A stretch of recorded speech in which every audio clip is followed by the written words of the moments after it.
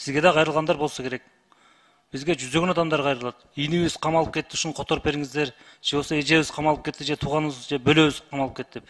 Ошол боюнча бирөөнү айтып бериңизчи. Айта албайсыз, билбейсиз. Мен ошол үчүн акыйкатчан сурап атам. Сиз мага комментарий берип жөн отуруңуз. Мен маалымат сурап атам. Чыкпасаңыздар мен сизден суранармын.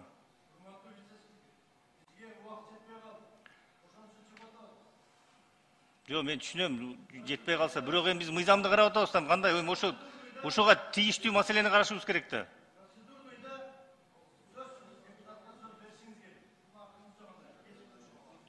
Кандай менин акым жок?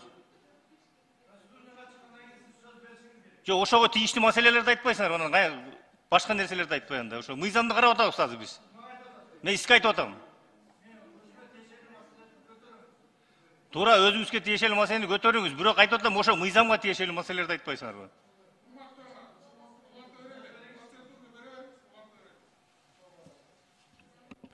Процедурный экинчи микрофон. Урматтуу ырайым, баарын түшүнөбүз, баарын билебиз. Сабыр кылалы. И так эле парламентте кичине мындай напряженка болот. Сүйлөгөнү келгенде сүйлөшүбүз керек.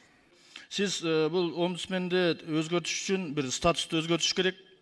Sebebi degende azır mına sizdin kılgan işlerinizdi bit barın körüp turabız. Hiç kanday jeyintik dele jok öz negizичи. Sizlerce biröөгө баа бере албайсыздар. Sizlerde hukuk korgоо organdары менен элдин ортосунда көпүрө болушуңуздар керек. Бирок сиздерди чынын айтканда капа болбоңуздар. Эч кандай hukuk organdары уккан деле жок да.